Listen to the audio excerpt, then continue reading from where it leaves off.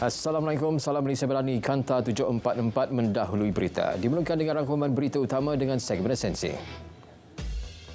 Rakyat Malaysia Nurul Ain Harun dan suaminya warga Palestin selamat dibawa keluar dari Gaza melalui lintasan Rafah. Perdana Menteri menzahirkan rasa syukur dengan berita gembira itu menerusi panggilan telefon bersama pasangan tersebut. Malaysia terus teguh pertahan nasib rakyat Palestin. Ia dizahirkan menerusi pertemuan Perdana Menteri dengan pemimpin dunia Islam antaranya Turki dan Arab Saudi. Situasi yang semakin kritikal di Gaza memburukkan lagi krisis kesihatan mental kanak-kanak. Menurut organisasi bukan kerajaan Save the Children, kanak-kanak di sana menghadapi pelbagai gejala trauma termasuk ketakutan, insomnia dan memencilkan diri. Sejak Sekatan Darat, Udara dan Laut dikenakan pada 2007, hak kehidupan kanak-kanak di Gaza sudah dirampas selain dihimpit dengan keganasan.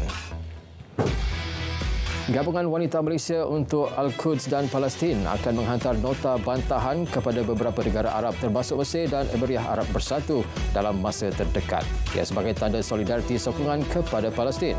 Nota bantahan itu turut disertai Pertubuhan Kebajikan Mahabah Malaysia dan lebih 20 NGO. Johor mengajak dunia untuk mendesak gencatan senjata di Gaza bagi menghentikan kekejaman Zionis Israel. Menteri Besar menyuarakan pandangan itu pada persidangan perubahan iklim Asia Pacific Climate Week APCW 2023 di Persada Johor, Johor Bahru. Dunia memerlukan tenaga, semangat dan komitmen yang sama untuk menyelesaikan krisis kemanusiaan ini. Bekas Panglima Angkatan Tentera Malaysia Jeneral Bersara Tan Sri Raja Muhammad Afandi Raja Muhammad Noor diumum sebagai calon Barisan Nasional BN bagi pilihan raya kecil PRK Kemaman 2 Disember ini. Pengumuman dibuat Pengerusi BN Datuk Seri Dr. Ahmad Zahid Abidi pada Majlis Pengumuman Calon BN bagi PRK Kemaman di Menara Dr. On. SPR menetapkan tarikh penamaan calon dan hari pengundian awal masing-masing 18 dan 28 November. Operator taska akan diwajibkan menghubungi ibu bapa sekiranya anak mereka tidak hadir. Itu antara SOP yang dikemas kini susulan kes penjaga terlupa menurunkan anak di premis taska dan meninggalkannya di dalam kereta sehingga menyebabkan kematian. Menteri Kembangunan Wanita dan Keluarga Masyarakat menyatakan pengendali taska perlu mendapatkan nombor telefon kecemasan bagi membolehkan taska menghubungi ahli keluarga terdekat.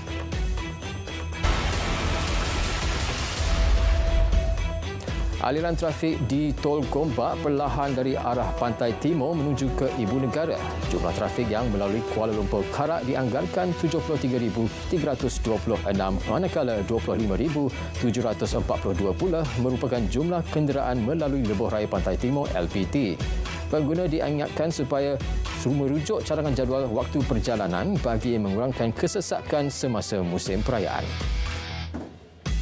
Di Plaza Tol Juru Pulau Pinang berlaku peningkatan 21% jumlah kenderaan yang melalui Plaza Tol itu sempena Deepavali berbanding hari-hari biasa. Bagaimanapun lalu lintas dari kedua-dua arah di Plaza Tol Juru berada dalam keadaan lancar. Menurut Plus Malaysia Berhad Plus, sepanjang musim perayaan Deepavali kali ini, kira-kira 53,000 buah kenderaan melalui Plaza Tol Juru dari kedua-dua arah berbanding hanya 44,000 buah kenderaan pada hari biasa. Untuk laporan aliran trafik semasa, langsung bersama Raswin Setia di Lembaga Lebuh Raya Malaysia, Bangi. Raswin, teruskan.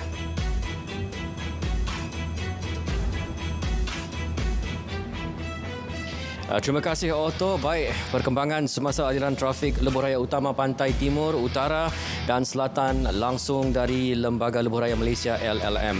Pastinya ramai warga kota memanfaatkan cuti singkat 3 hingga 4 hari sempena cuti perayaan Deepavali dan kini tiba masanya untuk kembali ke ibu kota meneruskan rutin harian masing-masing. Seperti mana laporan yang saya laporkan pada petang tadi, corak aliran trafik di sekitar Lebuh Raya Utama menuju ke Kuala Lumpur ataupun ibu negara semakin sesak dengan pertambahan kenderaan yang amat ketara. Keadaan ini dijangka berterusan sehingga lewat malam nanti. Setakat pukul 7 malam ini dianggarkan kira-kira 2,54,315 kenderaan direkodkan menuju ke Kuala Lumpur. Sementara itu di laluan Gopeng ke Tapah terdapat kejadian pokok tumbang di kilometer 308.1 arah selatan. Proses kerja-kerja pembersihan telah pun selesai, namun laluan tersebut mengalami kesesakan menuju ke lokasi sehingga 19 km. Ketika ini laluan Smart Lane masih aktif di Port Dickson, Seremban, sementara Smart Lane di laluan Senai Pulai telah pun ditutup. Untuk mendapatkan status terkini trafik sebagai panduan perjalanan anda, boleh terus layari media sosial LLM di laman X dan Facebook atau talian hotline 1800 887752. Pandu cermat, patuhi had laju, jaga jarak kenderaan anda. Semoga selamat sampai ke destinasi yang dituju. Kita kembali bersama Otto. Terima kasih Lasrin daripada laporan tempatan itu. Amaran hujan berterusan tahap waspada dijangka berlaku di 4 negeri bermula Khamis ini. Yang melibatkan Kelantan, Terengganu, Pahang dan Sabah. Met Malaysia memaklumkan hujan berterusan diramal di 8 kawasan di Kelantan dan seluruh Terengganu bermula 16 hingga 18 November ini. Manakala di Pahang dan Sabah bermula 17 hingga 19 November ini. 239 penduduk terjejas banjir daripada 71 keluarga masih ditempatkan di 5 PPS di daerah Hilir Perak dan Krian Perak. Di daerah Hilir Perak, 168 orang berada di PPS Dewan Serbaguna Padang Tembak, manakala PPS Dewan Majlis Perbandaran Teluk Intan pula menempatkan 65 orang. Di PPS Dewan Serbaguna Cikus pula menempatkan 34 penduduk. Bagi daerah Krian, 80 orang berada di 2 PPS. 23 orang di PPS Sekolah Kebangsaan SK Cangkat Lobak dan 57 orang di PPS SK Alopong Su. Hujan lebat menyebabkan beberapa kawasan di Kedah dilanda banjir kilat dan Jalan Bukit Kayu Hitam, Bukit Tangga Sintok di daerah Kubang Pasu runtuh. Jabatan Kerja Raya Daerah Kubang Pasu memaklumkan runtuhan ke dalam 2.4 meter itu berlaku di lokasi sebelum Kolej Pertanian Bukit Tangga. Hanya satu lorong sahaja dibuka bagi laluan kenderaan dan tidak boleh dilalui kenderaan berat. Pusat Kelestarian Johor atau JSC ditubuhkan sebagai usaha memperkasa rancangan pelan pembangunan Johor Hijau untuk melestarikan alam sekitar. Permaisuri Johor bertitah JSC bekerjasama rapat dengan banyak universiti untuk berperanan penting dalam menangani perubahan iklim. JSC akan berfungsi sebagai saluran penyelidikan bagi tujuan memastikan kerajaan negeri mengenai pembangunan hijau. Suruhanjaya Komunikasi dan Multimedia Malaysia anjur program Carbon Footprint on Route to Nature di Taman Tasik Cyberjaya sempena ulang tahun ke-25-nya. Bertemakan Harmoni Digital Simfoni Bumi yang bertujuan meningkatkan kesedaran tentang kepentingan menambah baik ekosistem dan biodiversiti negara.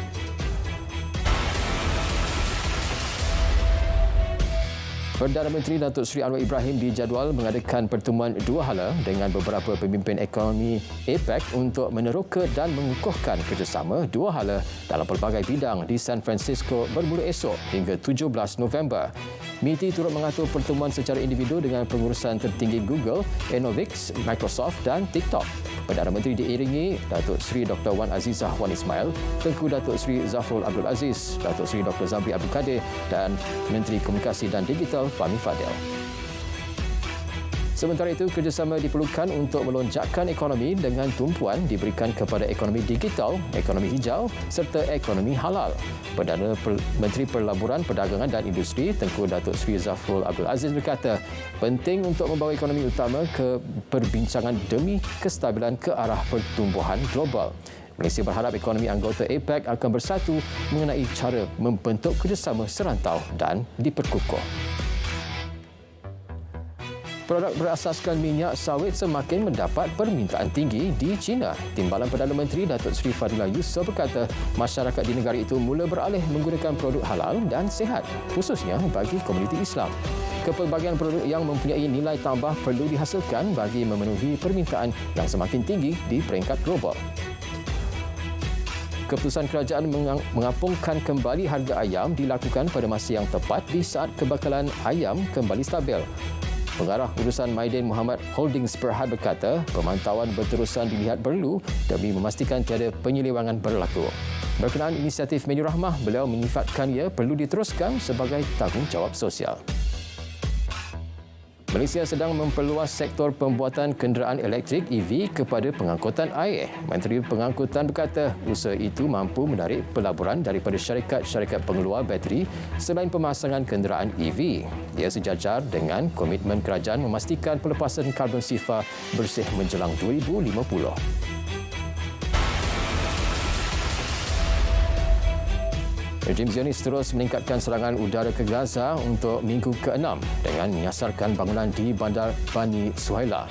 Menurut rakaman video, penduduk Palestin berusaha mengeluarkan mangsa runtuhan yang selamat. Setakat semalam, 11,100 terkorban akibat kekejaman Israel. Lebih 8,000 daripadanya adalah kanak-kanak dan wanita. Dua hospital terbesar di Gaza yang merawat beribu-ribu mangsa sejak 5 minggu lalu sudah tidak boleh beroperasi.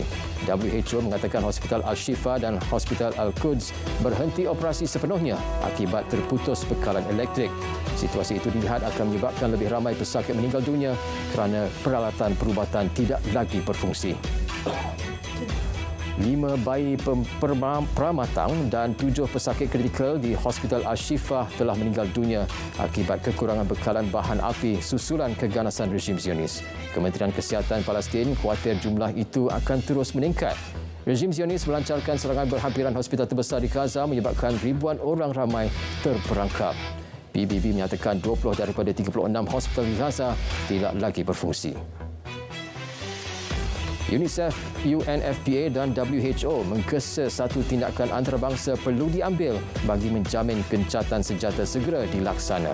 Dunia tidak boleh berdiam diri melihat tindakan keji rezim Israel yang berterusan menyerang hospital di Gaza. Hospital yang sepatutnya menjadi tempat perlindungan kini bertukar medan perang. Sebagai tanda solidariti, Majlis Ulama Indonesia menggesa umat Islam elak sebarang transaksi dan penggunaan produk berkaitan Israel. Pengurusi bahagian fatwa memaklumkan menyokong kekejaman Israel sama ada secara langsung atau tidak dianggap haram. Beliau juga menggesa kerajaan mengambil langkah tegas untuk membantu perjuangan Palestin melalui usaha diplomatik di PBB. Ribuan penunjuk perasaan berkumpul di Boston, Amerika Syarikat bagi menyatakan solidariti kepada rakyat Palestin. Selain menggesa gencatan senjata segera dilakukan, penunjuk perasaan menyifatkan kerajaan mereka sebagai hipokrit. Penunjuk perasaan terus mengutuk pembunuhan beramai-ramai rakyat Palestin dan menolak ideologi Zionis. Beratus-ratus penunjuk perasaan terutama kumpulan anti-kapitalis dan pro-Palestin berhimpun di San Francisco menjelang sidang APEC esok. Penunjuk perasaan menggesa menghentikan segala penubuhan beramai-ramai di Palestin. Orang ramai berarak di jalan-jalan utama di Amerika Syarikat mendesak pemimpin APEC mendahulukan kepentingan manusia daripada peruntungan perniagaan semata-mata. Sejuta rakyat Somalia terkesan akibat hujan lebat dan banjir susulan fenomena El Nino melanda Afrika Timur. Penduduk bergelut mendapatkan tempat perlindungan yang sesuai selain infrastruktur pengangkutan yang rosak mengakibatkan penyampaian bantuan terjejas. Bencana banjir itu berlaku selepas beberapa bulan negara berkenaan dilanda musim kemarau. Sekurang-kurangnya 40 pekerja binaan terperangkap selepas sebuah terowong jalan raya dalam pembinaan runtuh di utara India pada Ahad. Usaha menyelamatkan sedang dijalankan. Kesemua bangsa terperangkap dibekalkan oksigen melalui ruang runtuhan. Kanta 744 berakhir di sini. Dari sungai ke segara, Palestin pasti merdeka. Assalamualaikum, salam Malaysia Madani.